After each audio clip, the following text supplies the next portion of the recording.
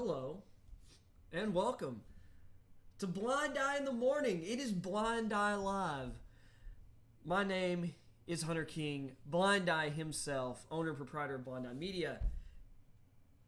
And welcome to the show this morning. Yes, it is morning. I am aware. So I was just tanked, exhausted last night. By the time that I got time to do a show, maybe I could have fit one yesterday afternoon, but I had a bunch of stuff going on yesterday that I was having to get done, and including, getting a haircut. But so I decided last night I'm gonna sleep. I'm gonna get up in the morning. I'm doing multiple shows today, at least two. There's one now. I'm probably gonna do one this afternoon because I feel like when I get home tonight, I'm not gonna do one. Feels like I'm kind of streaming all over the place. I know I've been doing them kind of late at night. I've been kind of liking that, but we'll see how it goes. And I'm going to try and keep them shorter individually because I'm going to get into topics. I've got a little bit to talk about NBA playoff-wise, and then I want to get into finishing my offensive position rankings. That is offensive line, tight ends, which there's a player that a buddy of mine told me, he's like, where's Tanner Connor out of Idaho State?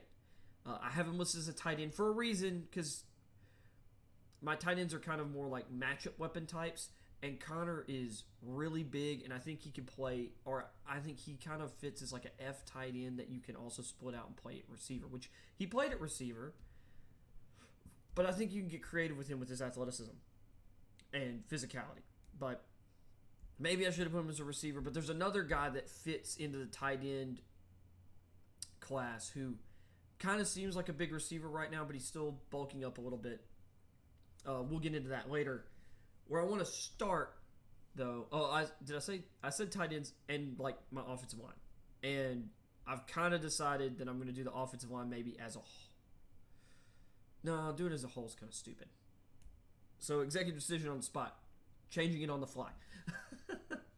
So, Grizzlies Timberwolves is the best freaking series of the playoffs right now. I don't care what anyone says. Grizzlies went up 3-2 last night. This game looked like, the Timberwolves were just controlling this game. They were up double digits for so long. Went into the fourth quarter with a double-digit lead.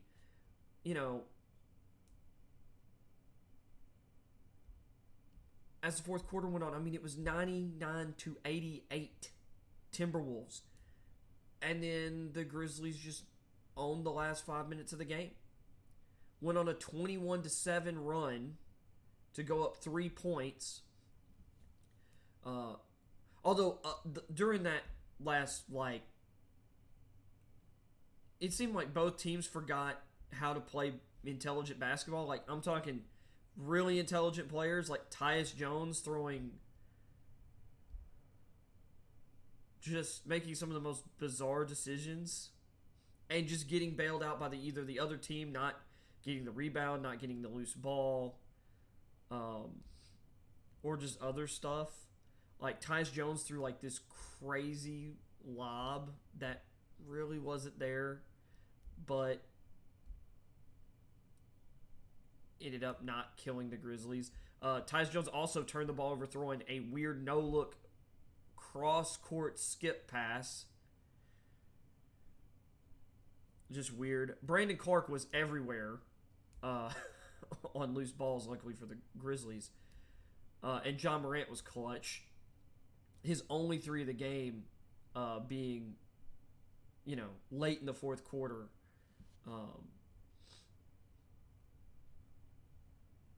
To give Memphis. Actually, I believe that's how they ended up going up 3 late. Minnesota missed out on opportunities. It seemed like the Grizzlies had realized something about the way Minnesota was playing late in the game that they didn't want. It seemed like Minnesota didn't want to post up Towns. So they had Dylan Brooks guarding Towns out on the perimeter, they didn't bully that potential matchup advantage from a size strength standpoint. Brooks is a really hard-nosed, tough defender, but that was a mismatch. And they missed out on it. D'Angelo Russell, well, and both teams had weird instances where, like, you'd have two guys there on a pick and roll. Like, you'd have three guys right there on a pick and roll scenario where, like, D'Angelo Russell was right up on a pick and roll, and it seemed like it just muddied things. They missed an opportunity really late when they still had a 2-point lead. D'Angelo Russell had the ball, but Karl-Anthony Towns, if D'Lo had any kind of awareness, John Morant was the nearest defender to Karl-Anthony Towns. They could have thrown it to him and gotten a beast of a mismatch. Totally missed it. Barfed up the possession. That allowed Memphis to go up. And then the last two possessions for either team. Well, Morant. So after well,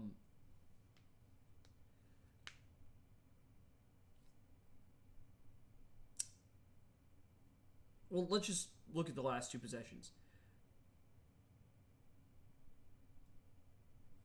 Actually, you know what? I think Grizzlies had gotten a 2, and the reason they went up 3 is like Morant got fouled after that barfed up possession. It gave him a barfed up possession by Minnesota. They ended up getting like, I think he like split his free throws or something. Anyway, last two possessions. This was just crazy. So there's like 5.7 seconds left on the clock. Grizzlies are up 3. Minnesota's inbounding from the sideline in their offensive end. Why? Well, I know why this happened. The Grizzlies, so you're up 3. Just wrap up whoever touches the ball first on the inbounds. Instead, they don't do that. And instead of allowing the ball handler, I believe it was D'Lo. If it wasn't him, it was McLaughlin. No, McLaughlin was the inbounder. Maybe McLaughlin threw it into, what was it? Sorry, I'm trying to remember this off the top of my head from last night. He might have tossed it into Towns, who threw it back to McLaughlin. But anyway, they had a guard roving or driving into the paint. Grizzlies should have just let him go or wrapped him up. Instead, they collapsed, which Minnesota really smartly, the way they had it set up, they had Edwards over on the other side. They had two shooters on the opposite side. And Morant was on Edwards. And Morant didn't see the back screen coming. And Edwards gets the corner. However, Memphis recovers really well. But the pass is already to Edwards. Edwards catches the ball, steps back to the corner, and fades away from the contest. And just drills this 3. I mean, it was an incredible shot. I remember what possession they barfed up right before that. I think it was a bad Edwards triple. The possession that ended up leading to Morant getting fouled or whatever. But, I mean, that was another thing late. They had, like, a mismatch. Well, Towns, once again, had a mismatch. And they actually had another shooter end up coming open on the play, and Edwards just barfs up a bad shot. But anyway, so Edwards gets his 3. Shouldn't have happened. The Grizzlies either should have fouled immediately upon the inbound, which would have sent Minnesota to the line, and then Memphis would have gotten the ball, unless Minnesota forces a miss or whatever, but on one of the free throws. But you're up 3, just foul. The reason that doesn't happen is because Taylor Jenkins came up under Greg Popovich. Greg Popovich doesn't do that. He will never do that, even though it's strategically smart.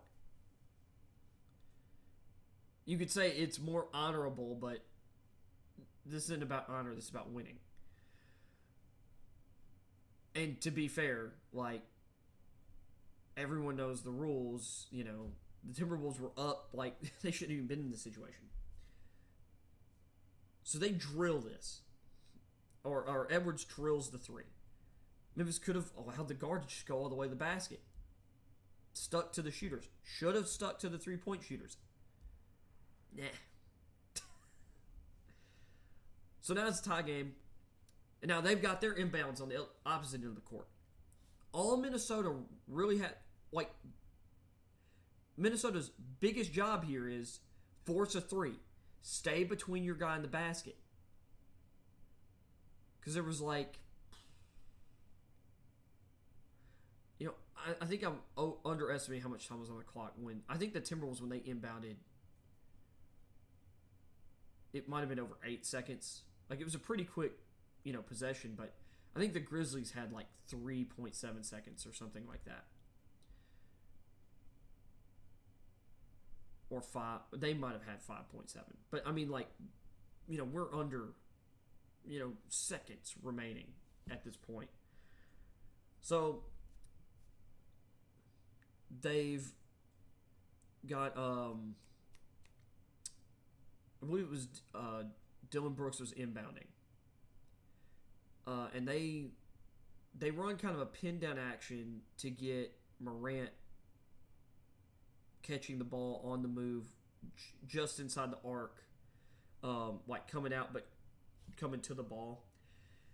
And Edwards gets past the screen and he's in perfect trail position. Instead of sticking between Morant and the basket, he comes over the top and tries to swipe the ball. Morant uses that, and he's got a down or just a head of steam downhill. I think Jared Vanderbilt was the defender between him and the basket. Morant goes up with contact, scoops it under, goes up with his hand. Layup is in. Second left. Minnesota has no timeouts. They inbound. The near full court heave gets nowhere close. 105-103 Grizzlies win. I believe I got that final score correct. It was crazy. What a comeback by the Grizzlies on their home court. Minnesota was owning this game on the road, and they let it slip. And I'll say this, all the sloppiness and all this stuff, these are two inexperienced teams, playoff-wise. D'Lo's only been to the playoffs, I think, once in his career. This is only Towns' second go-around in the playoffs, and the Edwards hadn't been here before. Most of their rotation are young guys who've not been in this situation before.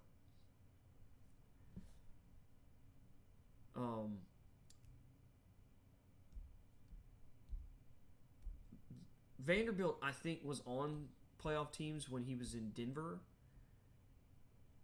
but he was a fringe player. These are the guys who are handling the ball and making the decisions for Minnesota. They've never been there before. This is Chris Finch's first run as a head coach. Although I'm not blaming Finch necessarily. I'm blaming player execution for both teams. Of course, the Grizzlies made the play-in last year, and I think did we make the first round of the playoffs? I almost feel like we didn't escape the play-in. But for a lot of our team, even, once again, the ball handlers and main shot creators, shot makers, this is new territory for all these guys. Him, Bain, Jackson, Brooks. Adams hadn't been to the postseason in a while.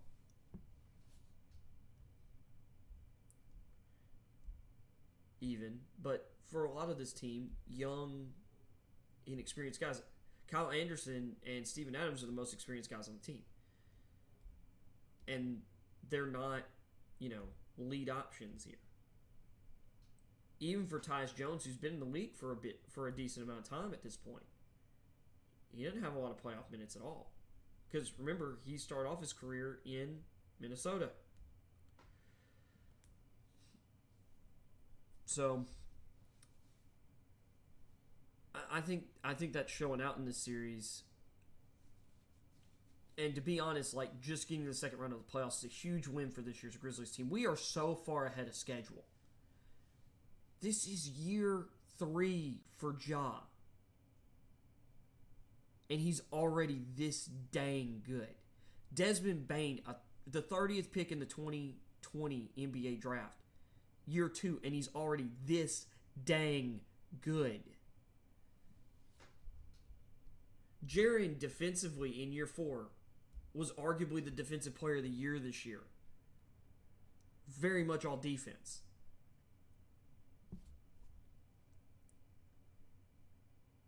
I'm super stoked. Heck, Zaire Williams, as raw as he was coming into the year as a rookie, I've been really pleasantly surprised with how well he's played. His role's become a little more limited in the playoffs, but there were stretches of the season where, because of the injuries and stuff, he was starting and playing over 20 minutes a game and playing competently in a role playing or as a role player. I'm elated. I mean, at this point, I really expected us to win the series, but I didn't think it was going to be easy because I thought this Timberwolves team's really good. And on their best nights, Anthony Edwards is awesome. Anthony Edwards in year 2 has been stellar.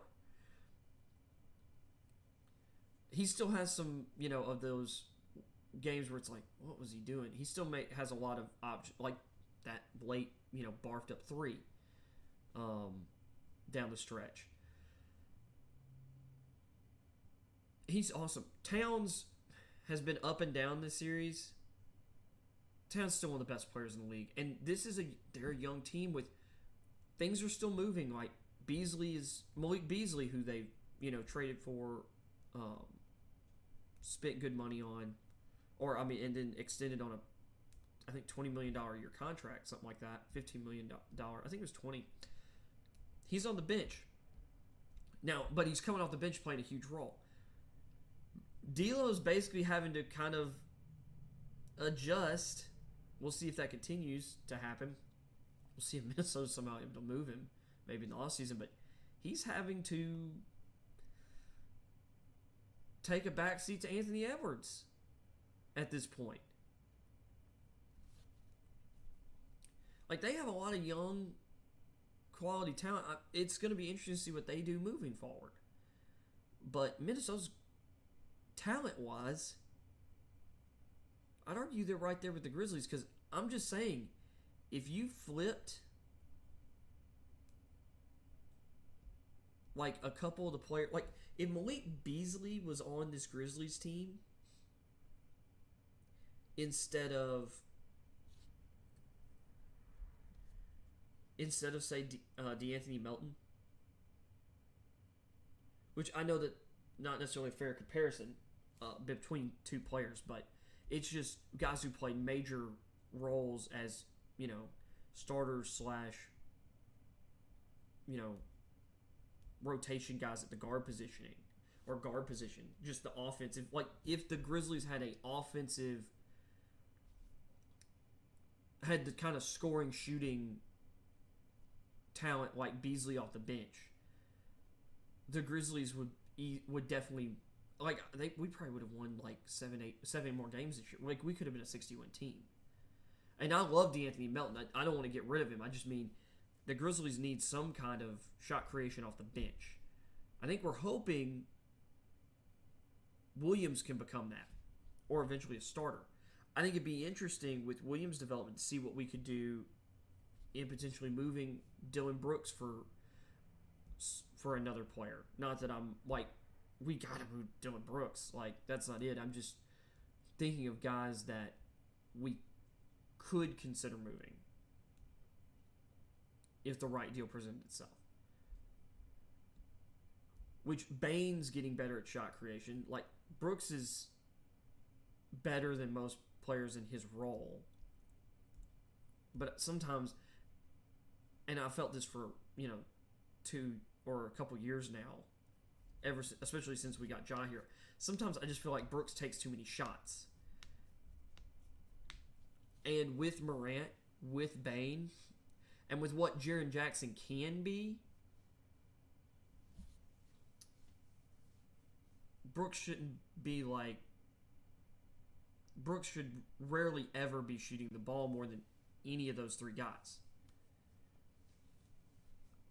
So, but we need more scoring oomph off the bench. Like, Tyus Jones does a great job running the bench offense. And he's had some, blips where he's done really well scoring and shooting. But we've got a bunch of guys on the bench who it's just like our most efficient option and our best option is trying to get Clark moving towards the basket, which that's not a bad thing, but we need something more dynamic.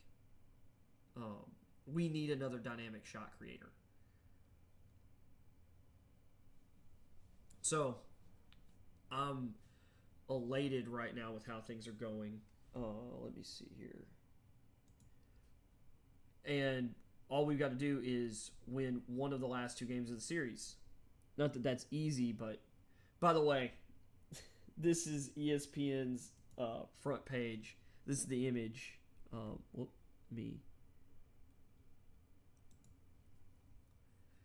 That's it. That's Morant on that drive. And that's scooped up and in.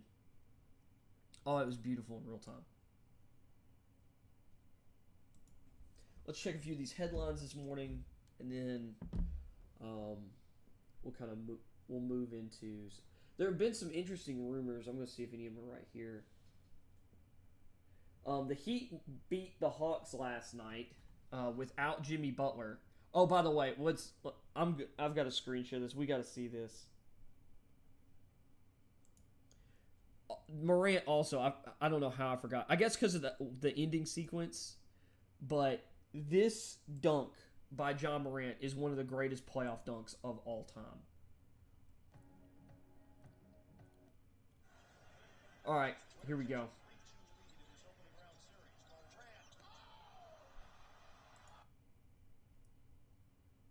Look, I'm just saying.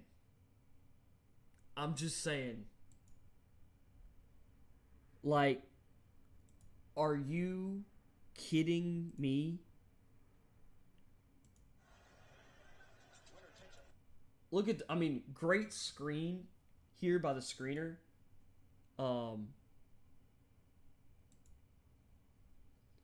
Steven Adams, which that's not a shock. Steven Adams is one of the best screen setters in the league. But Ja, what does he do? What does Ja do here? He rejects the screen. Because the guy tries to burrow into it. And, his speed. Like, if you look at Ja on this play, that's the entire defense he basically beats on that play. Because all three other defenders away from the action helped. They all help. Just too fast. And he dunks over the last guy. Like, look at this. And that's not a charge. He elevated way too high. Does not matter. Like, that man is 6'2". He's 6'2".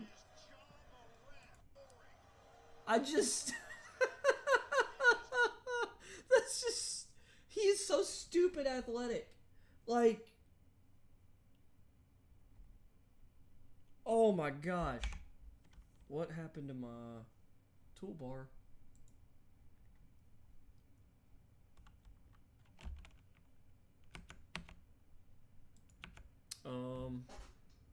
That's weird. Sorry, my toolbar on my computer has disappeared. And I don't know how to get it back. What did I hit? I honestly don't know what I've done.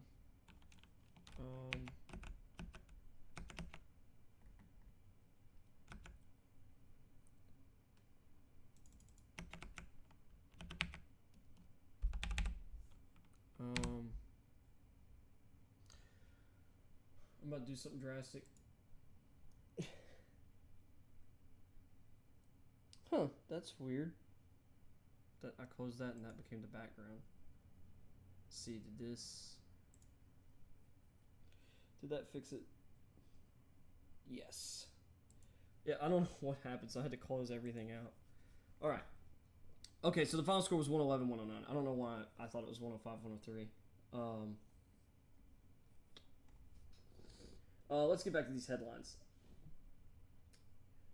Morant's dunk, late heroics lift Grizzlies over Warriors. Over Wolves. I don't know why I read Warriors there. Boston rips MLB after Mets suffer 3 more hit by pitches. Well,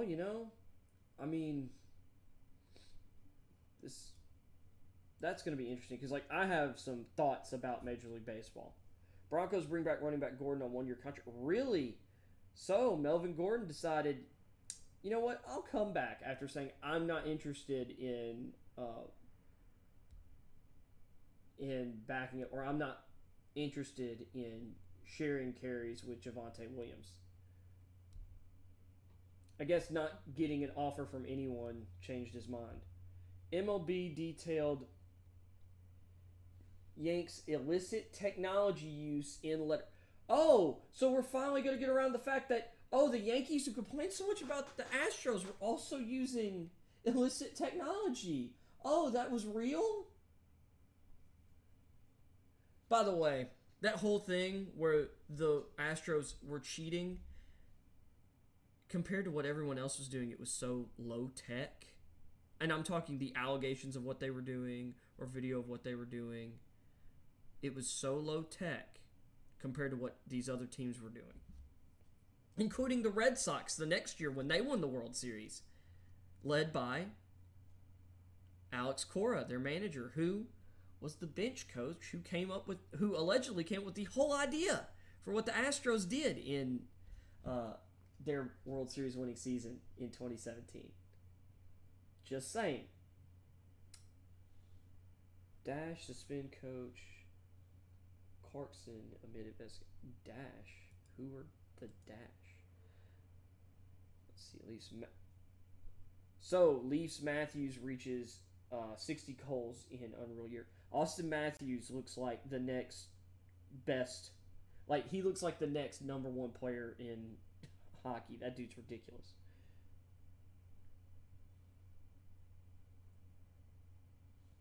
All right.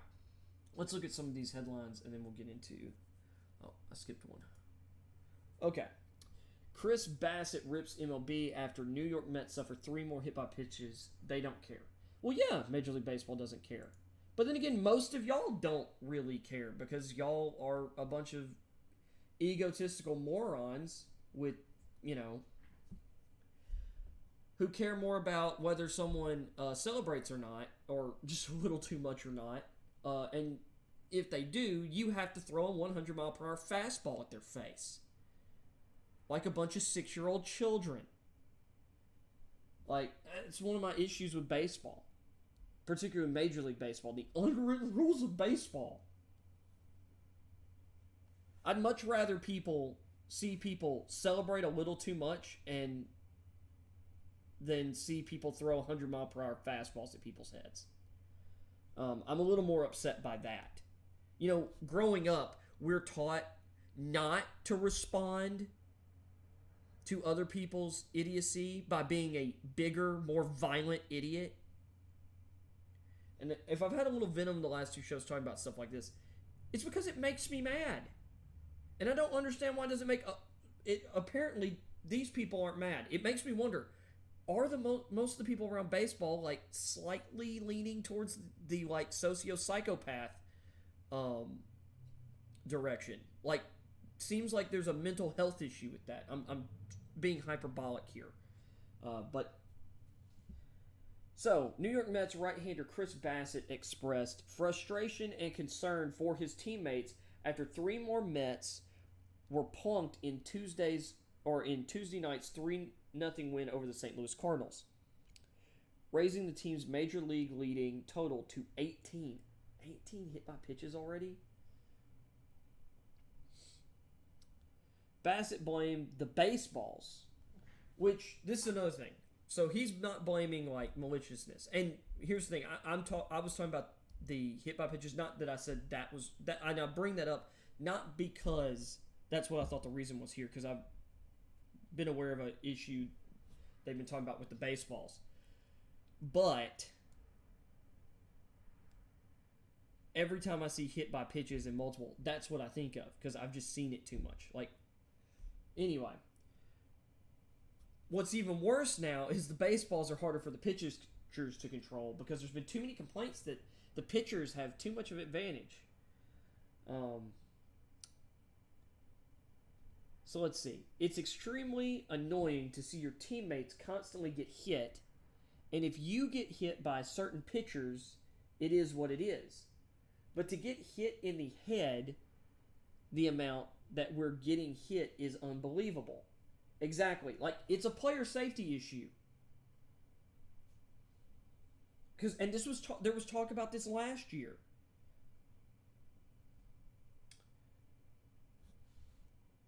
I had some close calls tonight, and I've been hit in the face by a line drive, and I don't want to do that to anybody ever. But MLB has a very big problem with the baseballs. They're bad. Everyone in the league knows it. Every pitcher knows it. They're bad. They don't care. MLB doesn't give a damn about it. That's his quote. They don't care. We've told them our problems with them, and they don't care. And that's true because, and this is the problem with where sports are going. And in my show later today, I'm going to get into college football and changes coming, or changes that need to be made, or decisions that need to be made that aren't, because the suits, they don't care. They care about money. They don't care about integrity. They don't actually care about player safety. They only care about player safety in as much as their investment in them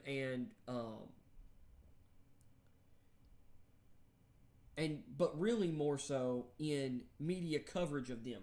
The reason the NFL's gone so hard on player safety isn't really because of player wellness, because there are plenty of other examples in their dealings with players in the league and retired players that they don't actually care about player wellness. They do, to a degree, care about protecting investments in players, but only so much. Major League Baseball, I'd argue, is worse in that regard. Because this is a serious issue. As that pitcher said, he said, there are guys getting hit in the head too much right now. Because of these baseballs are harder for pitchers to keep control of.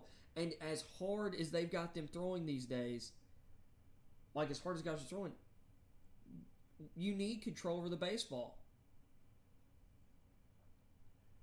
I'd rather the batter have a little harder time putting the ball in play than a higher likelihood of him getting smacked in the head. And this guy said, I've taken a line drive to the face, which when you're thinking about these baseballs, they're usually coming back off the bat, I think, faster than they're headed to the plate. I could be wrong, but it's got to be similar, because to change the direction of like a fastball coming in 100 miles an hour or even 90 miles an hour, you got to come back with, greater force. Cardinals starter Jordan Hicks and Dominic Smith, or hit Dominic Smith in the second, and Pete Alonso was drilled by Cody Whitley, or by a Cody Whitley pitch in the helmet in the 8th inning, after which benches and bullpens started to clear. Both benches were warned, and tensions quickly fizzled down. But this is the other thing. Here the benches are clearing, and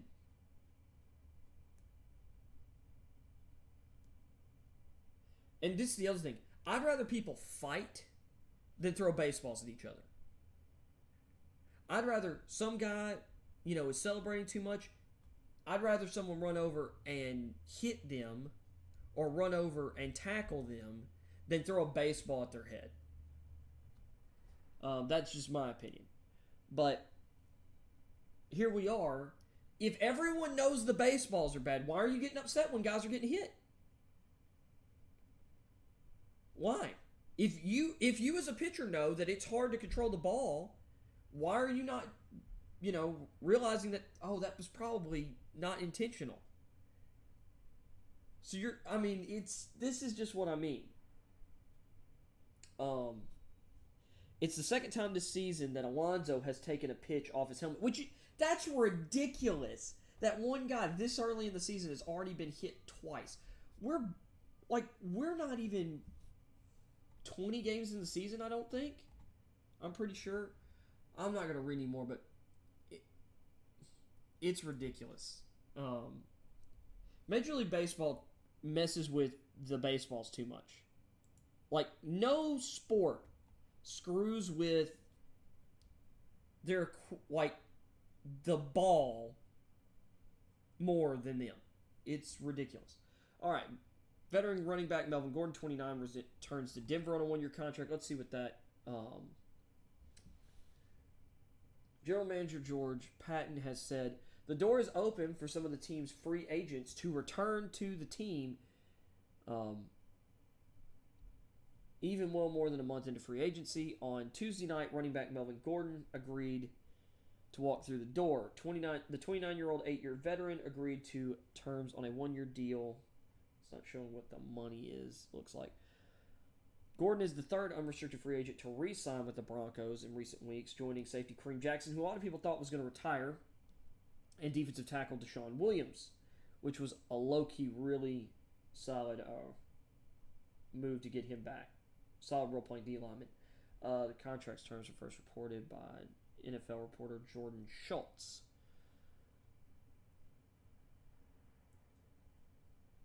That means the Broncos very likely aren't drafting a running back, and that means Mike Boone has now moved back down to a third running back role, which he is, that's a great guy to have as your third running back. To signify the move, Tuesday night, Denver tweeted out a post-game photo of Gordon with quarterback Russell Wilson when... Williams, who was the Broncos' second-round pick last season, was named to the league's all-rookie team following the season. He was asked after Tuesday's minicamp practice about the prospect of Gordon's return to the team if Gordon didn't get a better offer somewhere else. I've been talking to Mel lately, seeing how he is and seeing what he's been doing, Williams said. Whatever George, the general manager, has planned, I'm ready. If I have to split carries or if I'm the starter, it doesn't matter. Whatever it is, I'm just trying to win the Super Bowl. Great answer. And also kind of classy because, once again, back prior to free agency hitting off, Melvin Gordon had basically said he wasn't interested in... I'm trying to remember the exact quote or what the question was that was asked, like backing him up or, whatever, sharing the load. But Gordon wanted to be the lead guy. Gordon has... Oh, here we go, I think. Gordon had said as last season drew to a close that he believed Williams had the skills to be the team's top back, and because of that, Gordon hoped to find a situation where he could be the unquestioned number one option in the offense's run game. Okay. That's an interesting way. They didn't quote him, though. But that is something else. But the whole thing about him not wanting to share the load was later. I do remember that quote of Gordon talking up Williams' game. Last season, Gordon and Williams each had 203 carries, and Gordon led the team with 918 yards rushing to Williams' 903. Basically, they had the same exact season. Gordon battled hip, shoulder, and thumb injuries down the stretch, but missed just one game this past season, the Broncos' Week 13 loss to the Kansas City Chiefs. From the time Gordon signed a 2-year, $60 million contract with the Denver Broncos before the 2020 season, he always seemed to be the target of criticism from the team's faithful, no matter how he performed. He has led the Broncos in rushing each of the past two seasons and scored 20 touchdowns in 31 games. Well, and part of that is because, Gordon, and this has kind of been the case his entire career, he's never really, or for the most part, he's never really blown you away with his yards per carry numbers. He's, merely solid. he has contributed a lot in the passing game, but he's not necessarily the best receiving back in the league. Once again, on efficiency metrics, it's like he's fine. It's just most guys who have his level of per play production, except for like one kind of outlier season for him being a little more efficient, he's typically running backs with his efficiency don't get his workload. But he's also better than a lot of fans give him credit for, because these days, if you're not, in conversation to be the best at your position, heck, even if you are in the conversation to be the best at your position, there's a large group of people who think you're stupid and suck. So, there is no middle ground. There is no... our discourse is just so extreme. And I don't mean intense or people, having strong, passionate opinions like I do on certain things. I mean, it seems like everything's about tearing down everyone who isn't literally the best. And even if you are the best, Aaron Rodgers was the MVP last year. Oh, he's the worst playoff quarterback ever, relative speaking, even though he's won a Super Bowl.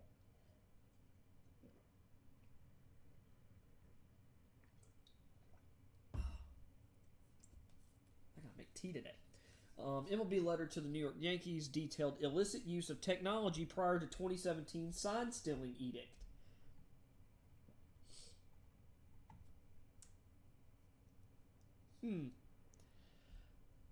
A years-old letter sent by Major League Baseball to the New York Yankees and obtained by ESPN on Tuesday detailed illicit use of technology during the 2015 and 16 seasons that was relatively benign within the context of the sign-stealing scandals that occurred around the league at the same time.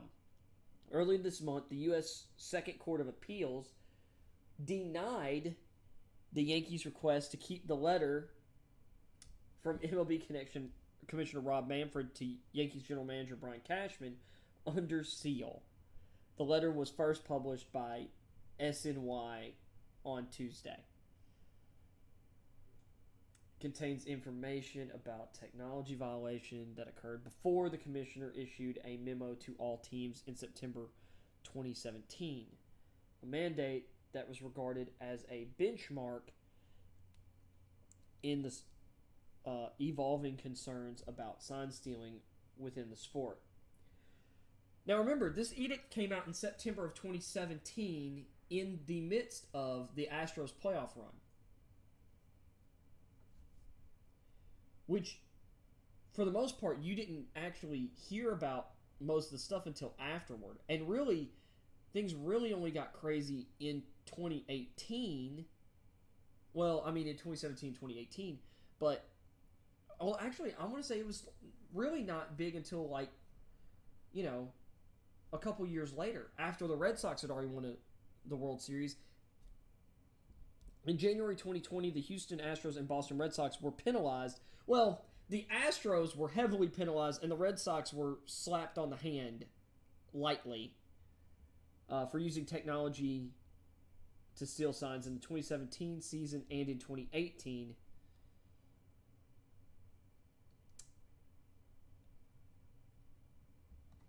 But anyway, so yeah, the Yankees, who were all up in arms over the Astros, they were doing it too. Who'd have thought? Who'd have thought? Only anybody who was talking about the situation honestly. And there were a bunch of people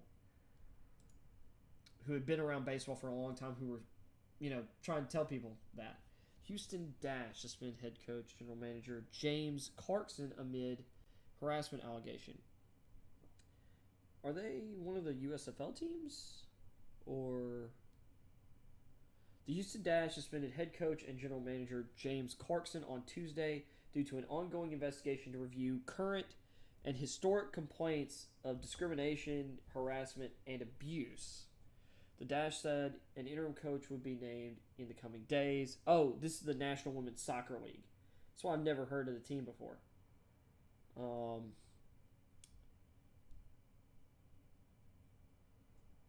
this is coming right in time for them to open their regular season against the expansion San Diego Wave. Wait a second. I've heard this league has been having financial problems. How do they have an expansion team? Huh. Interesting. Okay. So,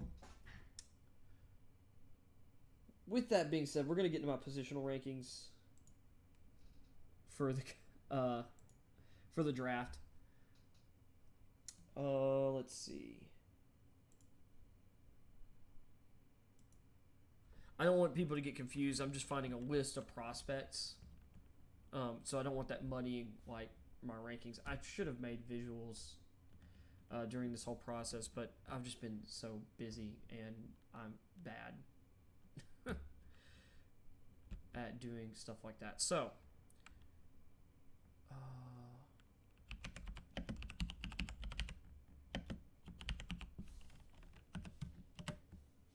let's see.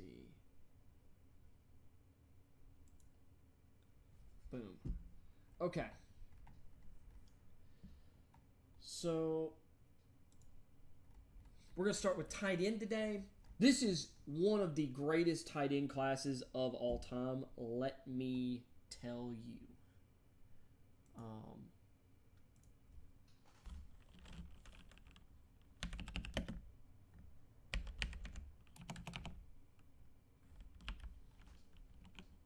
Well, let me see if I can.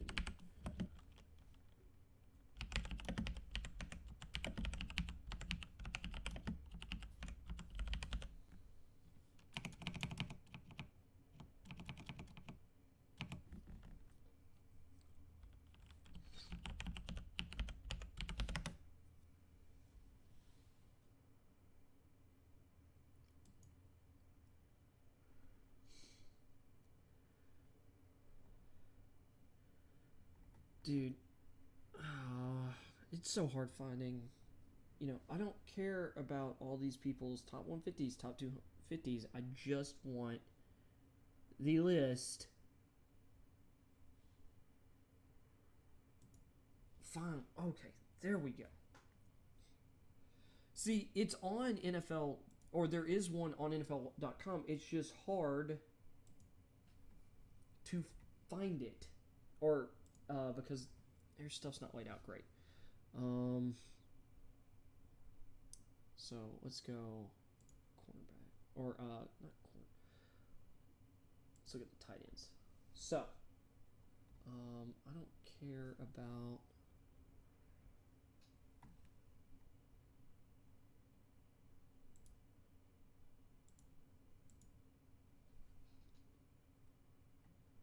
That's not what I'm looking for.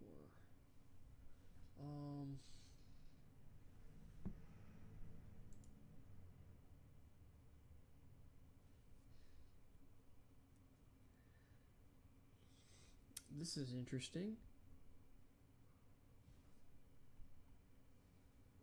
Okay. So, my tight end list.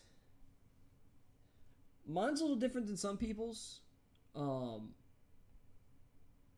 Although I'll tell you this much, if you go to NFLnetwork.com and you look at the NFL Next Gen stat grades for guys, they actually line up pretty well with some of my rankings, although not amazing in some regard, or there's some guys who are much higher than others.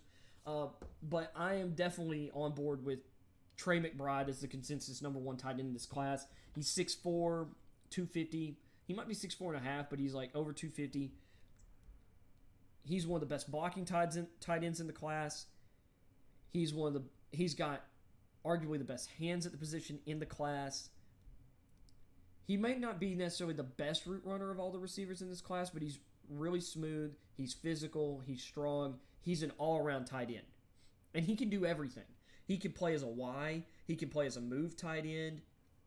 He's got literally to me, he's got every skill you could want from a tight end. He's not the longest at the position, but he's got plenty of size. So, Trey McBride out of Colorado State, number one. My number two tight end is purely because of upside. and size, and that's Jelani Woods out of Virginia. He's 6'7", like 255. He's not the most fluid, like, and his first step's not the quickest because he's so big, but he's bigger body, long arms. The guy's neck is huge. I think his neck's as big around as my thigh, just about it. It might be as big around as my thigh. It's crazy.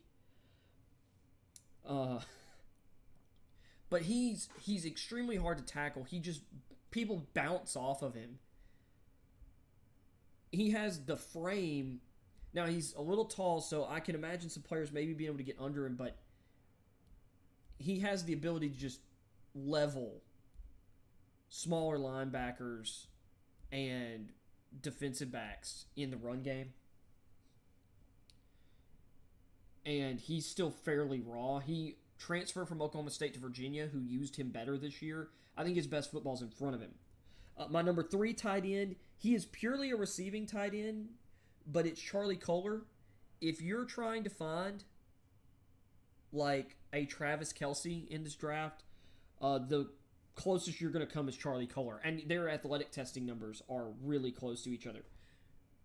And he does not block. Despite being like 6'6", 260, 6'6", 250, 6'6", 260, Charlie Kolar does not block. But it's okay.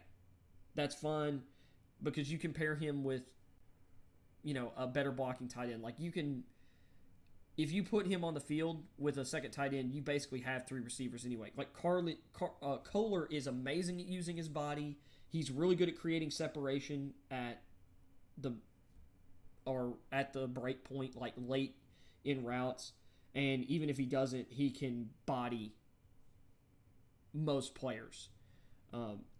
He's going to beat the players that can physically match up with him size-wise. They can't cover him. He's going to create separation. And the guys and everyone else who can keep up with him, they're too small, is the best way to put it. I think Kolar's got an insane high ceiling as a receiver.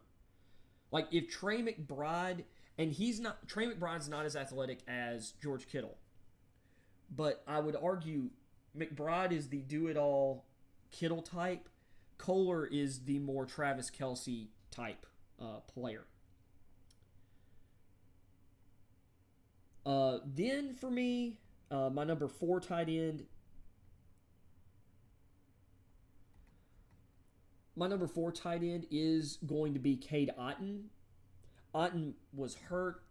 Otton didn't really get to work out during the draft process. He's one of the best all-around tight ends in this draft. Simply put, Cade Otton is, I would say, like, he's Trey McBride light in this class. I think he's more athletic than some scouts are giving him credit for. I think he's a little, and I've risen really high on him of late because I've really dug into his tape. If he's healthy, he's going to be a really quality pro. Number 5 for me then is Greg Dolcich. Dolcich is,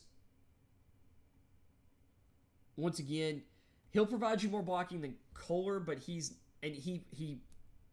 gives more effort than Kolar, but he's not the best blocker. He's, I think he's like 6'5.5". He's a little slimmer. He's like in the 240s. He's got some juice up the seam. I actually think he's a little faster than his, I think his 40 was like 4.7 or something like that. But I also don't think he's as good as some other people. Some people have him as tight end 1. I think he's got upside. I think his receiving ability, especially up the seam, and he's got some juice after the catch. His touchdown against LSU shows, but I just like the other 4 guys. I think Kolar's just clearly the best receiving tight end in the draft, and I think Dolcich is not that much better than McBride in the receiving aspect to take the top or to compete with McBride. And I just think K. Dotton's a more all around prospect as well. And Woods is so much physically better. Like Woods had the fastest 40 of any of the tight ends at the combine. Well, him and Chig Okonkwo. But some people put Okonkwo as a fullback. Which actually, speaking of Chig, Chig is my number 6 player. And I thought about putting him higher, but I think because he's not the tallest, like he's... Let me go down here and hit Okonkwo real quick on here. Okonkwo is 6'2.5". He's 240. Just shorter than 33-inch arms. At the combine, he ran a 4.5 240, 35.5-inch vertical jump. But on tape, this guy is, in comparison to like McBride, well, I would say this: Okonkwo is the best overall blocking tight end in the class. Because he can play fullback, and he will be he'll come into the league and be one of the best lead blockers. As a move tight end, he will be one of the best blockers. He can play wide because of how good he is as a blocker. There were pass protection schemes at Maryland where Okonkwo at 6'2.5", 240 was matched up one-on-one. They left him on an island with the best pass rusher for the other team. And he would win. Not occasionally. He blocked like a sixth offensive line, like a third offensive tackle. He probably won't be able to get away with that as much at the pro level, but he has really good pass pro. And if you've got him say you've got him lined up in a 2-back set from a pistol or shotgun package with a more traditional running back, you give him the ability to step into blocks against edge rushers. He can erase them in those kind of... Like, he gives you a lot of creativity with pass protection. He's really good after the catch because of his build, he's like a bowling ball. I mean, and he's fast. I mean, a 4.52, 4.53, 4.52 40. He's explosive. He's strong. He's got plenty of receiving upside. When he was allowed to run routes, like, he can stress the seam with his speed. He's good at using his body. He's got solid hands. If there's a great comp for Okonkwo, it's Delaney Walker. If you can get Delaney Walker, you take that guy.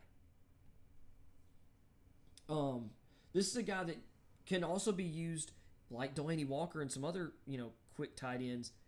Jonnu Smith, you can use him for jet sweeps out of 2 tight end sets. I mean, he's got the athleticism for it.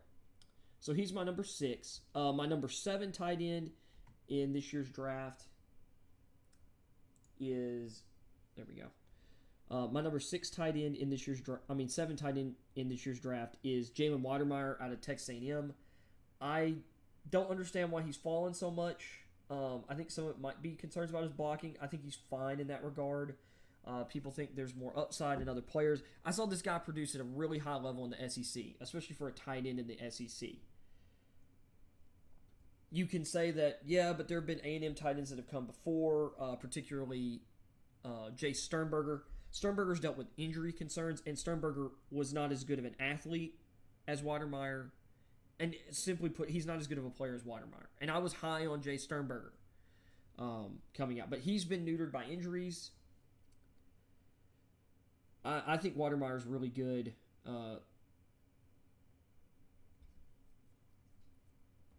Number 8 for me is Isaiah Likely out of Coastal Carolina. He's, once again, this is a guy, he's not a wide tight end. He's not the best blocker, although I've gone back to his tape, and there's some of us who are a little higher on his blocking than other people, but he's more of a move tight end, like your wing tight end. If you've got like a 2 tight end set, when you hear me say move, or if you hear me say F, Your Y tight end is going to be lined up right off your tackle. They're an inline player. Your F tight end or your move tight end, that's your wing tight end, a 2 tight end set. A lot of times you got a lighter, quicker player, smoother player.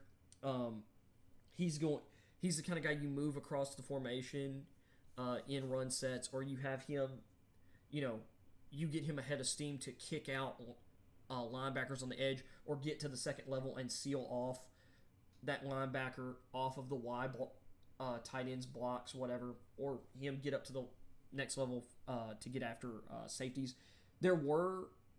And that's one thing Likely does really well is actually move blocking. When he gets out of the move, when like Coastal Carolina had run like toss plays and stuff, Likely getting on the move, he can, push linebackers out of the play, and he will just level defensive backs. He is one of the smaller tight ends from a weight perspective. Like he's 6'4.5", 245, which that's actually not terrible, but a lot of these guys who are over 6'4" at the tight end position are a little heftier. Him and Dolcich are a little slim, but he's got big 10-inch hands. His arms are a little short. Like his arms are 31 7/8 inches, which for his height's kind of short. But Likely's one of the most dynamic athletes at the position. His agility and fluidity on tape is absolutely apparent. If there's a guy after Kohler, if you're just talking about receiving tape and the ability to split out wide and be a matchup nightmare, Likely's the second best guy at that in this draft. And he's got more juice than Kohler after the catch. Like Likely's got some wiggle and some speed after the catch. So he's my number 8. My number 9 is Jeremy Ruckert out of Ohio State. I have dropped Ruckert. They didn't use him as much in the passing game at Ohio State. I don't think that's his fault. But despite his size, and he's got great, like, prototypical size at the position, 6'5", 250, 32 3/4 inch arms, over 10-inch size hands. He got a respectable but not amazing 19 bench press reps up at the combine. That was all he did, other than some on-field stuff or like the drills at the combine. But Ruckert's going to be more projection. He's a solid blocker. He gives great effort in that regard, and he can get better at blocking. And I think he's got the fluidity to be, and the skills, and his hands are good. Hopefully, it's just he went to an offense that didn't use him much. I might have Ruckert too low at this point, because he was hovering between tight end 4 and 6 for me for a lot of this process. Tight end 10 for me, I love Daniel Bellinger out of San Diego State. San Diego State has a really solid team. It has some of my more underrated players in this class. Bellinger's 6'5", he's 253, 32.5-inch arms, over 10-inch hands, and his combine workout was incredible. 4.6340, 22 bench press reps, 34.5-inch vertical. He had a 10-foot. He had a 10-foot 5-inch broad jump, which is great for that position. Like, that's awesome for a tight end. His 3-cone drill was a 7.05. If he was a pass rusher at this size, people would be like, he's got a chance. Wouldn't be elite territory, but it would be good. And a 4.47 20-yard shuttle, that's really good. And his tape, this guy might be the most dangerous player.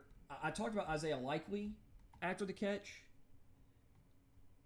Bellinger was not used enough at San Diego State. He was basically their tight end 2 while he was at San Diego State. And as far as I'm concerned, I'm kind of dumbfounded why he wasn't used more. Like, he really gets going pretty quickly too, and gets up to top speed. He's got great athleticism after the catch. He's physical. He'll run over people. He's hard to bring down. He's a good blocker. You can play him at any role. I think he has the athleticism to develop as a outside matchup tight end, but I think he can play every role, from Y to F to that matchup nightmare that you can play as a big slot, or you can isolate on the opposite side of the formation by himself away from all your receivers and create that way. I think, and the only reason I don't have Bellinger higher is, once again, some of it's pedigree, because like it's been hard for me to drop Ruckert down the board. It was hard for me to drop Jalen Watermeyer down the board, but guys like McBride and Otten, like Otten was a guy I was lower on. Like I was lower on him once I dug a little more into the tape, and I'm still learning. I'm listening to a lot of people, and I'm learning different things to look for. And Otten and I'll say this: Otten and McBride remind me so much of the Witten type of tight end. And Jason Witten's like one of my favorite volunteers of all time. He's one of my favorite players all time. I don't care what anyone says, he's one of the greatest Cowboys of all time.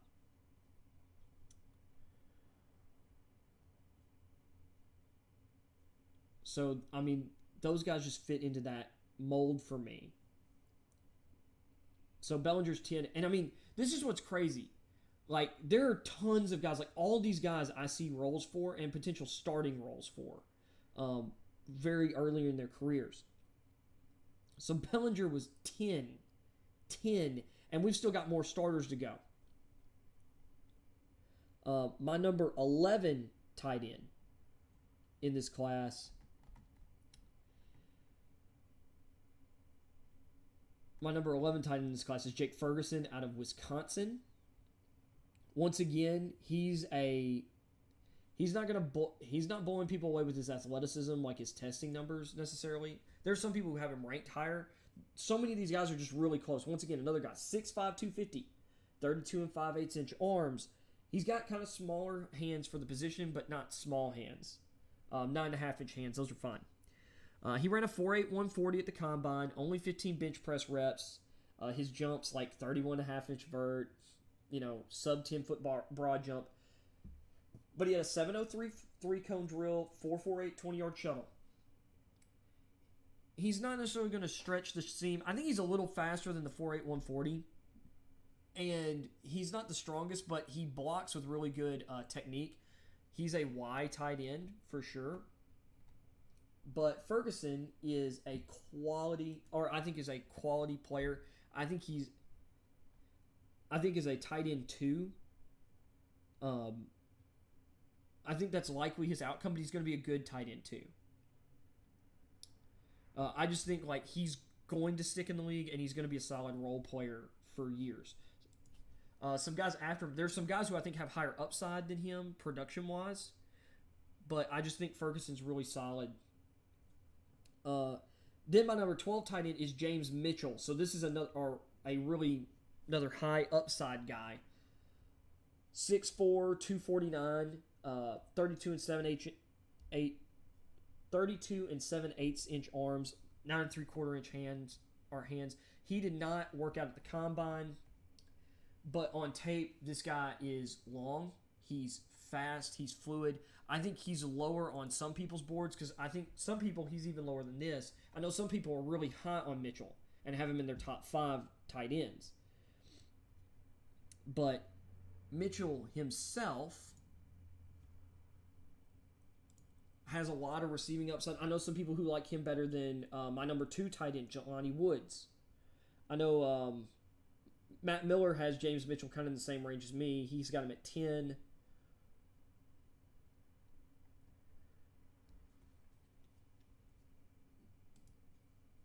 But I see him potentially more as a matchup guy. Or I could see him being used as a matchup guy.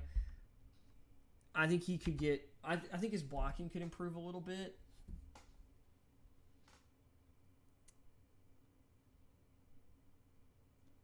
Let me see.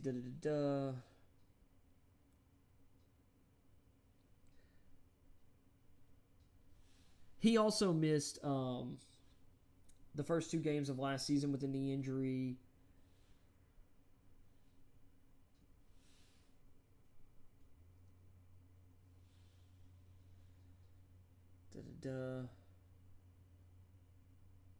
Oh no, sorry. He missed all but the first 2 games of the season. He was granted a medical redshirt. I think he could have benefited from staying in school for another year because of how loaded this tight end class is. But, you know, there was a lot of turnover at his they, you know, got a new coach there. He's got the thing that's really good about him is his foot speed. Like for his size, he's quick. When he does get his hands on guys, he's a really good blocker. Sometimes he just doesn't get to his spots, despite he has the athleticism to do it though.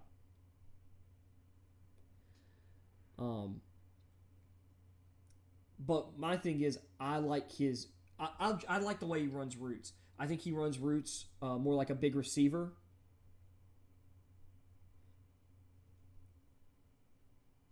Once again, there's so many guys, like, if you're tearing this draft off, to me, Trey McBride is at number 1, kind of by himself, in my opinion, because I just think he's a sure thing.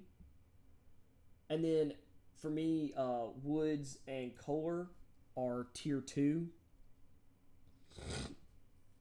And then everyone else that I've been mentioning since Otten at 4 is all in tier 3. Like, I think all these guys could go in any number of different configurations. So that gets me to tight end 13.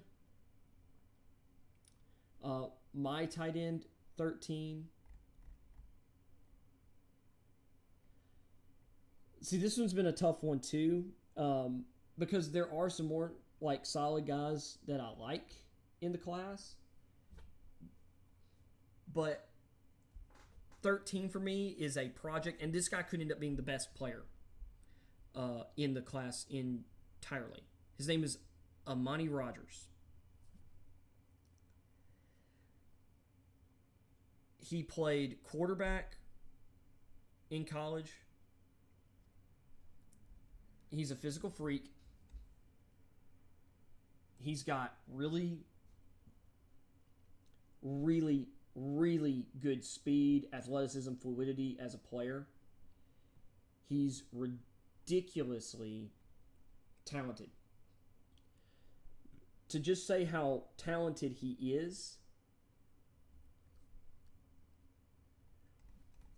the guy had never run a route before the Senior Bowl. I think it was the Senior. Was he at the Senior Bowl or the Shrine Bowl?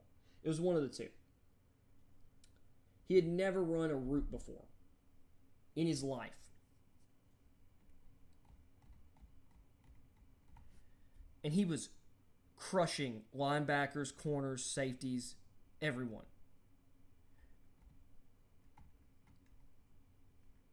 And he'd never run a route before. Like, he was asked, he said, "No, I've never done this before." Because he'd played quarterback. That's freaky. Because, he's going up against some of the best players college football had to offer. And the best experienced players, like seniors. And he's ghosting them. He's 6'5". I want to say he's like 225 right now, so he's more of a matchup player. You could list him as a receiver. He's still bulking up. I want to say, like, as of a couple weeks ago, he was up to like 235. If he's keeps his speed and his fluidity at like 235, 240, you don't get him any bigger. You just leave him as a matchup player. My number 14 is Tanner Conner out of Idaho State. He's a little bit shorter, but he's about the same size. He's like, I think he was 6'3", 6'3 and a half, 230 at University of Washington Pro Day. Because he was from the Seattle area, they allowed him to be a part of their Pro Day, and he lit it up. He's probably more of a receiver, and I'd consider putting him in the Isaiah Weston range, probably a little bit lower, because he didn't have a ton of production. He was at a smaller school, but when he did touch the ball, it was ridiculous. He will level people as a blocker outside. Like, he will crush defensive backs. You get him with a head of steam, he will just stonewall linebackers on crack blocks. So those are 13 and 14 for me. Amani Rogers, I'm trying to remember where he was at colleges last year, because he was at UNLV and then he transferred somewhere, I think. Or he transferred to UNLV from somewhere. But he was super productive as a more run-oriented quarterback. But Rogers gives you that ability to potentially be like a Taysom Hill type guy. But imagine if Taysom Hill could also line up out wide and bully corners. Imagine like if Taysom Hill was more than just kind of like a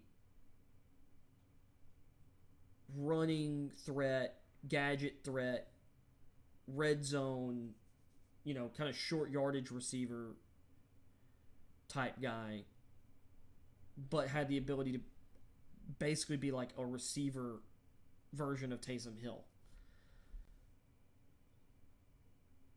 That sounds terrifying. From there, we're going to be really quick with these last guys. 15 is Cole Turner out of Nevada. He's not the most athletic player at the position. He's more athletic than his testing numbers, but they weren't like super impressive. But he's got really good hands on tape. He's really tall and long. 6'6", 246, 33-inch arms, 9.78" hands, 4.7", 640, 17 bench press reps, 27-inch vert wasn't great. Did get a 10-foot broad jump, which was nice. 7.063 cone, 4.41 in the 20-yard shuttle. I talked about him after the combine. But all these guys right here have the ability to play major roles for your team. And there's a few more. Grant Calcaterra. I can't believe I have him at tight end 16. And I've been and part of that is because of Rogers and Connor. If I took Rogers and Connor and moved him to receiver, Connor, I might move to receiver. But I put him at tight end because I saw him as like the potential to play move tight end and be kind of like that physical matchup piece. But Calcaterra, he only did 2 of the workouts at the combine. He's 6'4", 241. He's a little on the lighter side. Long arms, though, 33.25-inch arms, 10-inch hands, 4'6", 240, 20 reps of the bench. This guy has he originally was at Oklahoma, and everyone's like, oh, this is our replacement for Mark Andrews. And that's not wrong, necessarily. There was a period of time where I had him in the top 10, but I've just grown to like a lot of these other guys better for different reasons. I had him ahead of James Mitchell, Cade Otton for a long time. I just don't, even with his 20 on the bench, I don't look at him as good of a blocker as some of these other guys.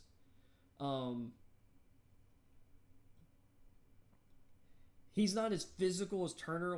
There's things he definitely does better than Turner, which is why they've been recently trying to figure out who's 15, who's 16. I think Turner's a little more physical at the catch point, but Calcaterra is really great. Not all of these guys are going to hit for sure, but that's how many of these guys could. Moving on from there, you have my number 17 tight end is Peyton Hendershot out of Indiana. He was like a potential guy who just never really blossomed at the college level, really. He could do better in the pros. You've got Tegan Quintoriano out of Oregon State, who is a big tight end, 6'5.5", 260, 33.75-inch arms. He's got kind of smaller hands for his size, though, at 9 3/8. But he put up 22 on the bench at the combine. He's got some physical attributes. He's just really raw.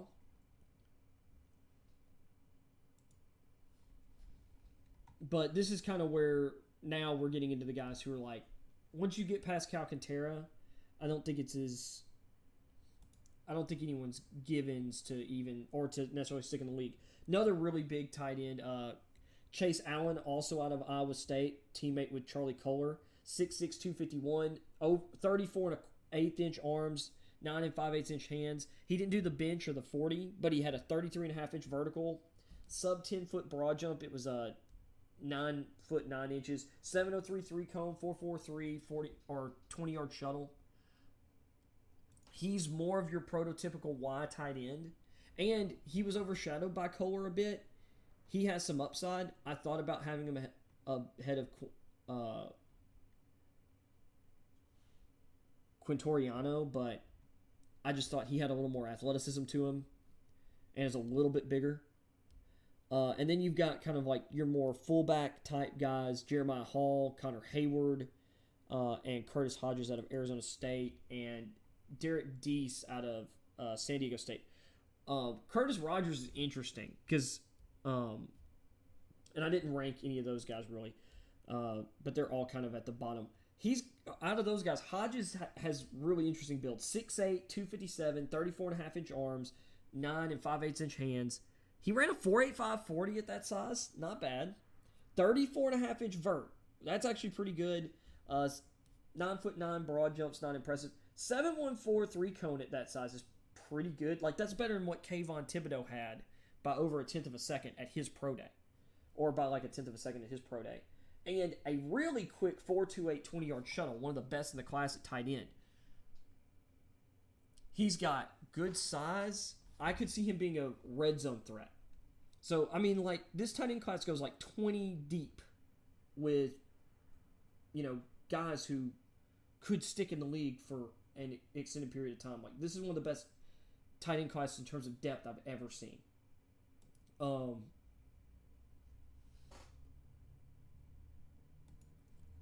there, we'll get into the offensive line, and we'll wrap this morning stream up.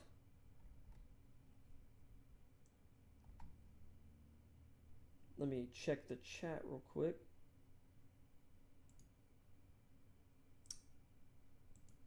All right, back to it. So, getting to the offensive line, I'm going to start off with I'm going to move from the inside out. We're going to start with the centers because the center group is smaller. Because I'm going to grade all the guys as centers that I think are purely centers in this class. I mean, a couple of these guys might be able to move out to guard, but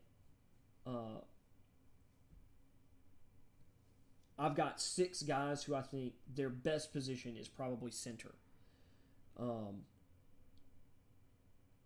there's a level of intelligence that it really takes to do this. So, number 1 is Tyler Linderbaum.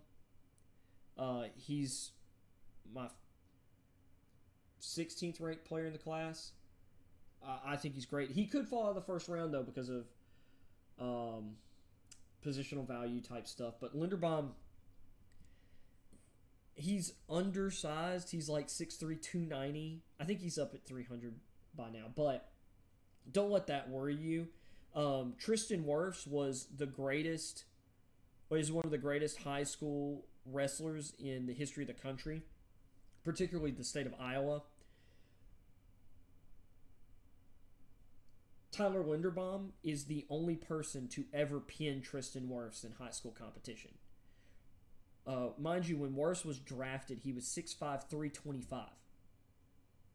And he's older than Linderbaum. So Linderbaum was going up against someone who was I want to say 2 years his senior, 2 years older.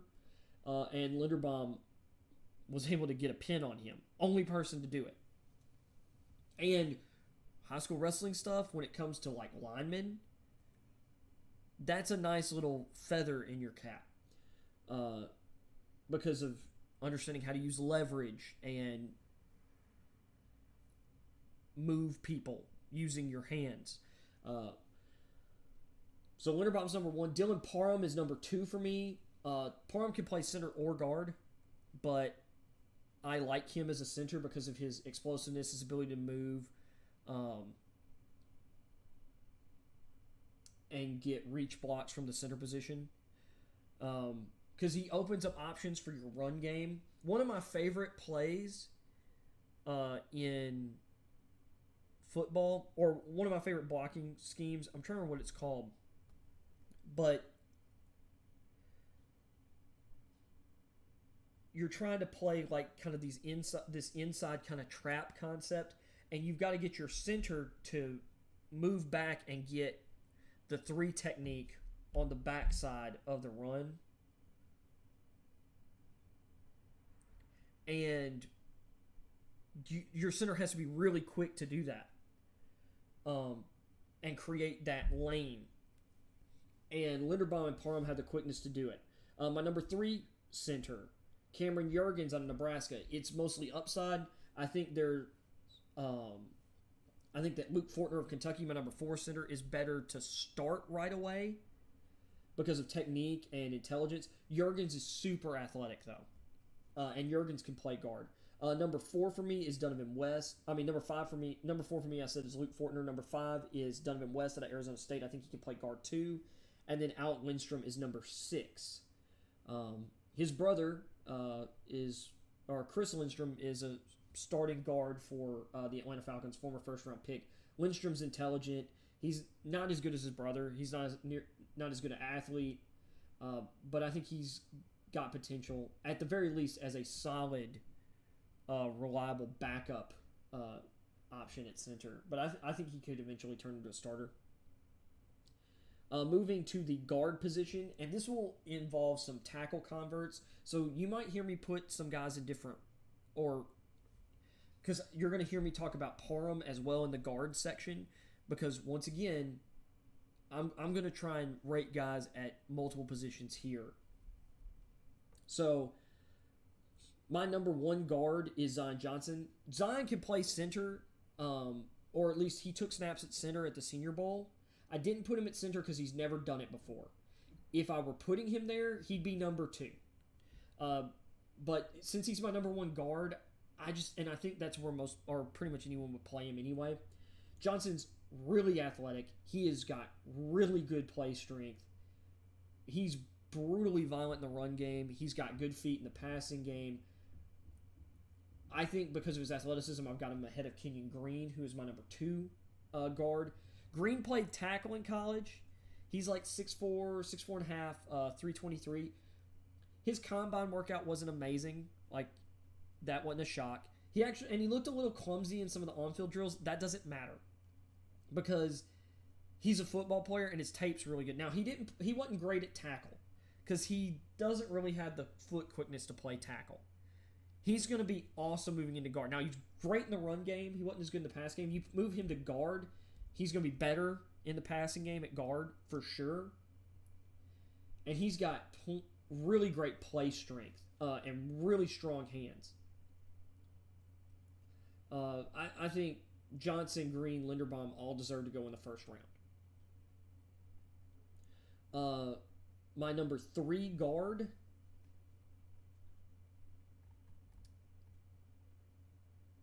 now I'll say this: if you've got Aquanu, would be also the number 1 guard in the class. He's one of my top tackles.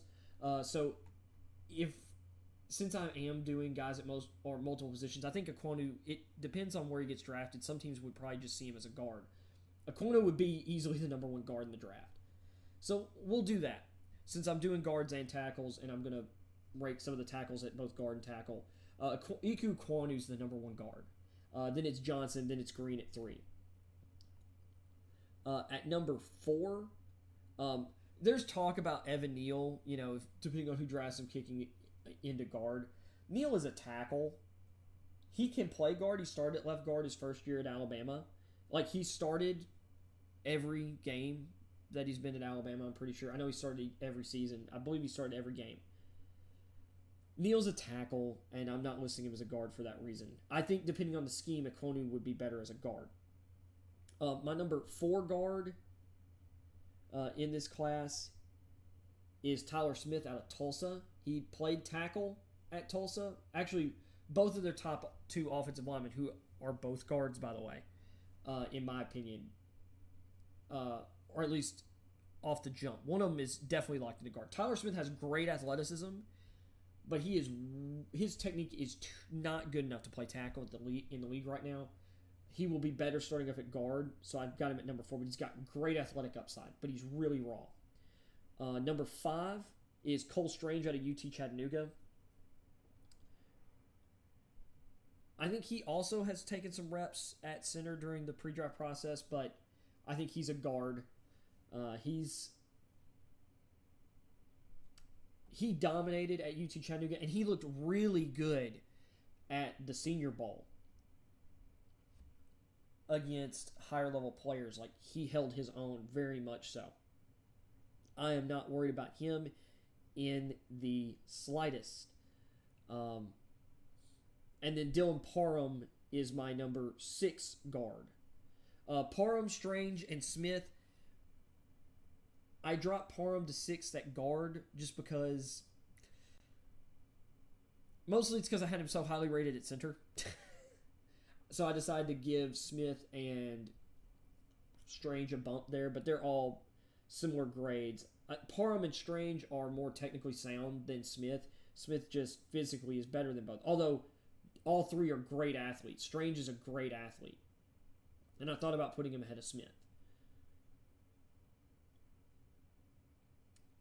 My number... What was that? Number 6? Yeah. So my number 7 guard is Darian Kindred out of Kentucky. I think he can play tackle in a more power-oriented scheme. He doesn't have the best foot quickness, but I think he can still stick on the outside, but he's probably going to be better at guard. Number 8 for me is Ed Ingram out of LSU. Really good athleticism.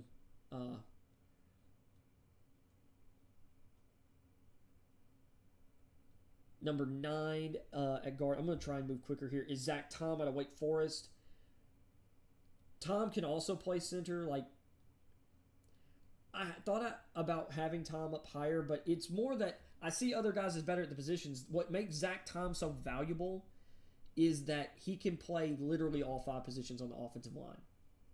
And he's got great, size and length. He's like 6'4.5", 310, like 34.5-inch arms, or near 35-inch arms, I think. He's great foot quickness. Like, to me, he's got everything to play every position on the line. And he's super intelligent. Like, at center, he'd be ranked number 3 right behind Parham. But I didn't rate him at center. Because I'm kind of changing the way I'm doing this as I go here. So he's number 9 for me. Number 10 is Jamari Salyer out of Georgia. We're going to run quick here. Number 11, Sean Ryan out of UCLA. He might be able to play tackle, but I don't. He doesn't have the foot quickness to play tackle at the NFL level. And even his coaches in college said he's a guard at the NFL level. 12 is Cade Mays out of Tennessee. I'd have him higher, but he just dealt with some injury issues. Like, it seemed like he was always getting hurt. Like not necessarily missing tons of games necessarily, but like he seemed like he was always banged up. Number 13, give me Justin Schaefer out of Georgia. 14, Chasen Hines, Ingram's teammate at LSU.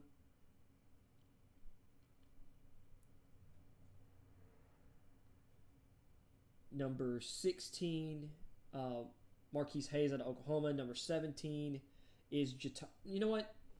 I messed up there. So I had Tom at 9, and I had Sawyer at 10. It's like, I'm actually going to put Mays at 11 and Jatire Carter out of Southern. That's the lineman from Southern. I kept forgetting his name. Is Jatire Carter or Jatire Carter.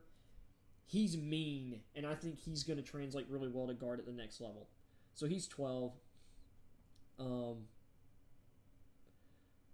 13 is Thayer Munford out of Ohio State. 14 is Justin Schaefer out of Georgia. 15 is Logan Bruss out of Wisconsin. I'm not as high on him as some other people. Like, I think Matt Miller, where does he have him? Let me switch over there. He's got him ranked 5th. I don't think he's that good, but I think he can be solid. 16, Chase Hines out of LSU. And then Marquis Hayes out of Oklahoma 17. 18 is Lacetus Smith out of Virginia Tech. Smith has upside. I think Smith, depending on where he goes, if he gets a good offensive line coach, he could be better than some of those other guys. At offensive tackle now. I decided that list was going to be way too long if I threw all the tackles in. I will say Luke Godicke and Matt Woletzko, who I'm going to get to in the tackles, would be like around the 10 spot in the guard class. So at tackle, number 1, Evan Neal for me. He's my number 1 overall prospect. Agamakwonu is 2.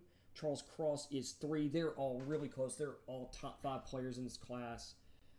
I'm hearing buzz that the Giants love Cross a ton. And as a pure pass protector, he's the best out of the 3. He's the best pass protector in this draft, period. Number 4 is Trevor Penning. And that's all the guys that I think should go in the first round. That doesn't mean that's all the guys that will. Number 5 for me, and this is all about upside, is Daniel Fa'alele out of Minnesota. The guy's 6'8.5", 387 freaking pounds, and can move. He's got good feet.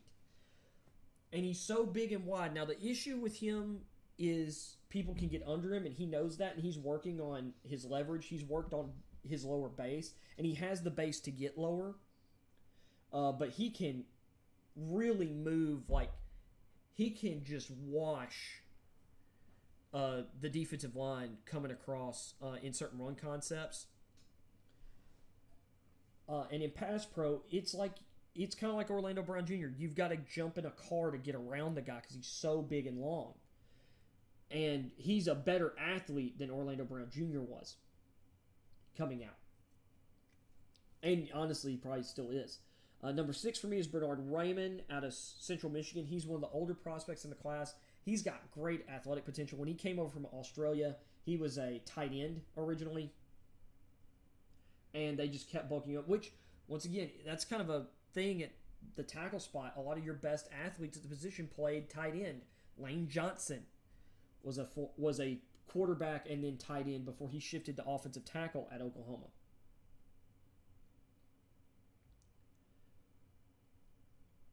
So that he is my number 6 offensive tackle. Tyler Smith out of Tulsa for upside reasons is my number 7. Abraham Lucas out of Washington State is number 8.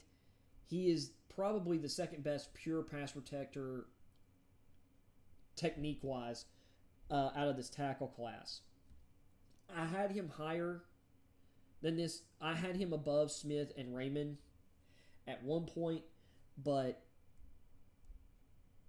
and Lucas is a great lateral athlete. I just don't think he has the strength that Smith and Raymond possess. And he didn't run block a ton in college. That doesn't mean that I don't think he can run block, but Raymond and Smith have way more upside, and they're better run blockers right now, in my opinion. Number 9 offensive tackle in this class is Max Mitchell out of Louisiana, and he's another guy. It wouldn't shock me if he outperformed a lot of these other guys. He's really interesting. He played at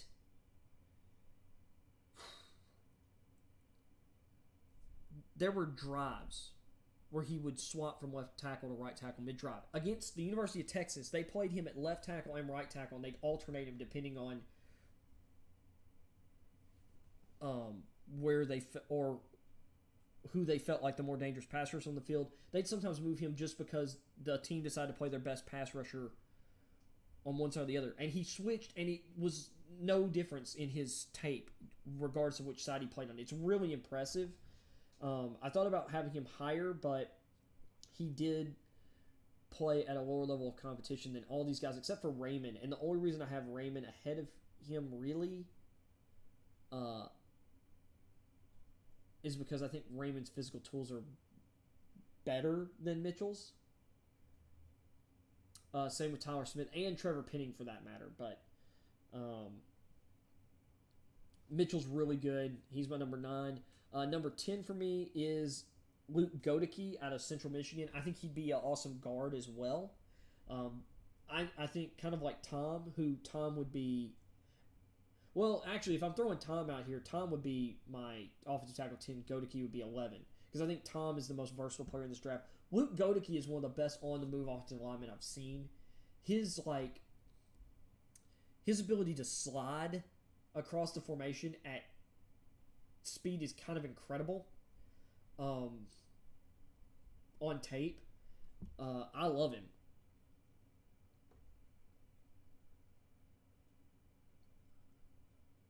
Tom, 11 Godeke. 12 is Darian Kindred out of Kentucky. Once again, I think for a power run team, he'd be awesome at tackle. I think if you're a zone blocking team, he's a guard.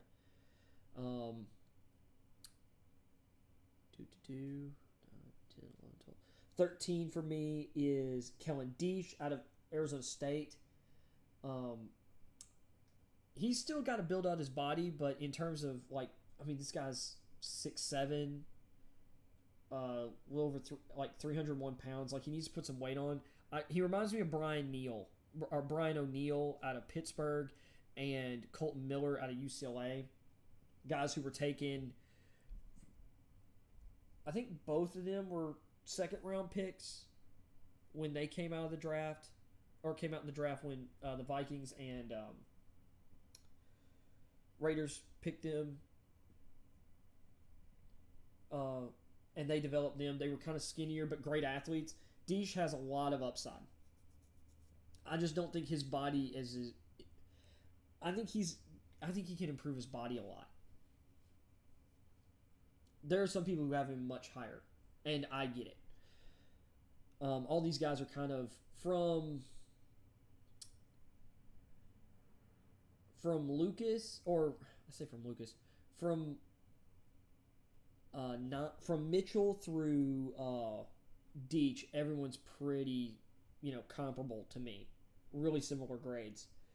From there, my number 14 tackle is Nicholas Petit Ferrer out of Ohio State. Some people have him really high. I don't. I think his technique is bad. I think he is all projection. He needs a lot of coaching. And I don't think he's as good athletically as some of these other guys. 15 for me is Spencer Burford out of UTSA. He's got a real good body. He was a 4-star recruit. He was, I think, the first 4-star recruit, or the highest rated recruit that UTSA has ever gotten. Some people question that, but he was great at UTSA, and I think he could kick into guard too, but he's definitely got the feet to play tackle. From there, number 16 is Austin Dekulus out of LSU. Oh, man, I forgot about Chris Paul out of Tulsa when I was rating my guards.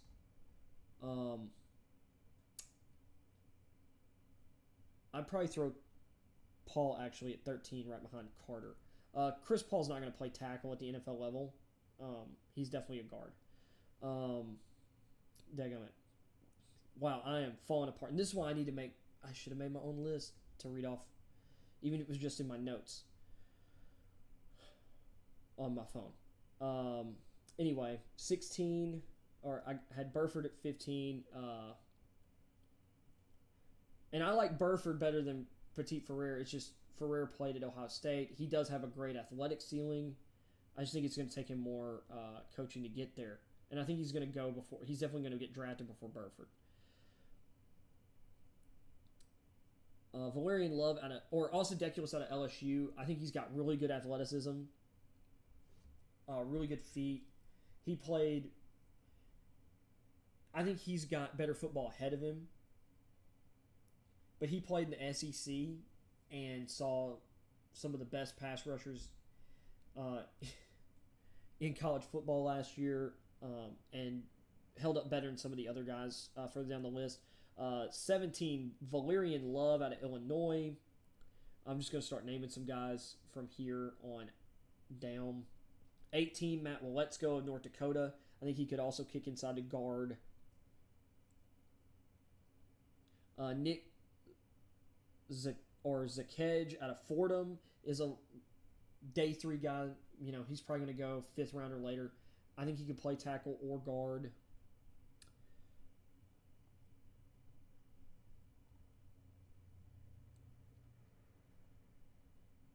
After him, Braxton Jones out of Southern Utah is another small school project. Andrew Stuber out of Michigan is also probably going to get drafted. Obima Obima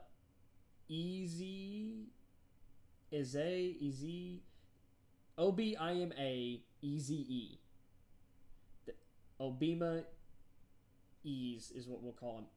Or Eze. That's probably it, Eze. Is a kind of a fringe draftable guy that has, I think, a decent amount of upside. Like, he could be one of those late round like flyers that turns into like Onyewu, who's been starting for New England after getting drafted in like the 6th round. And then Cordell Volson, North Dakota State. Basically everyone else. Myron Cunningham of Arkansas is also towards the end of my board. I think he's going to be one of the top undrafted free agents. Like, he's going to be one of the first undrafted free agents signed. He could get drafted late, but I'm not necessarily counting on it.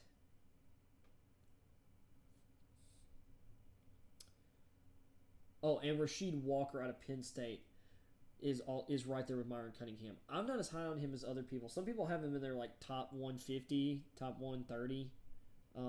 I didn't love his tape, to be honest. And that's my offensive rankings finished. On the show tonight, or my show later today, we will get into.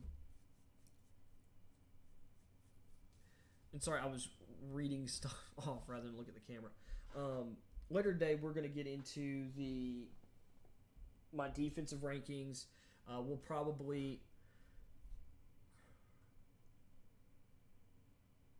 What I'll probably do is I'll probably will have some kind of, even if it's just a Microsoft Word document, something up there to go off of, so I'm not like looking around and trying to piecemeal my stuff together. I'm sorry. So unprofessional for me on this little rinky-dink YouTube channel where I'm trying to figure things out. We're going to get into my edge rushers, interior defensive line, and hopefully linebackers. Because those positions, like, there's probably going to be as many corners as there are, or I'm going to have to probably have as many corners and safeties listed as I have at all of those other positions, maybe. I don't know. Corner, there's going to be, there's just always a ton of corners drafted and picked up in undrafted free agency. So that's what we'll do later. And then if I stream tonight when I get home, because that stream's going to hopefully be in the afternoon, the second stream. If I do a stream in the afternoon, I might do a third stream tonight and knock this out. Otherwise, I'm going to do a stream either or probably tomorrow or Thursday morning, because I've got Beast Feast. Got to get there in the afternoon. Usually around the time I would stream in the afternoon for sound check, setup and sound check. And then after Beast Feast Thursday night, which tickets are on sale. We've got I want to say as of Monday night we'd already sold 1,150 tickets, and I think right now we're sitting at over 1,500. There's still plenty of tickets left, but if you wait too long, it's like if you wait till Thursday, we could be, or you're going to be like nosebleeds. And tickets are really affordable. It's like $15 if you want to get. I think there's still 4 seats. 4 seats are only $20. There's plenty of giveaways. Chase Robertson and his wife Missy are speaking. It's going to be really great, or a really great time. Of course, I'm going to be part of the music. But that's at Ford Park indoor, so in case the weather's not great. And, it was been pouring down rain to begin the week, which today's Wednesday. So, that's tomorrow night at 6. Things get started at 6. I think doors will open probably at 5, if I had to guess. But, and crawfish. Your tickets, I believe, come with a meal ticket for crawfish. I know that there will be crawfish there, but I'm pretty sure it comes with the ticket. So, come to Beast Feast. It's going to be a good time. With that being said, that is the show. I will probably do the same spiel for every stream until Beast Feast is over, or until Beast Feast happens. So, but after Beast Feast, I will be on tomorrow night. Hopefully, well, it depends on when I get home. But I'm planning on going live and doing a first round recap. So, catch y'all this afternoon.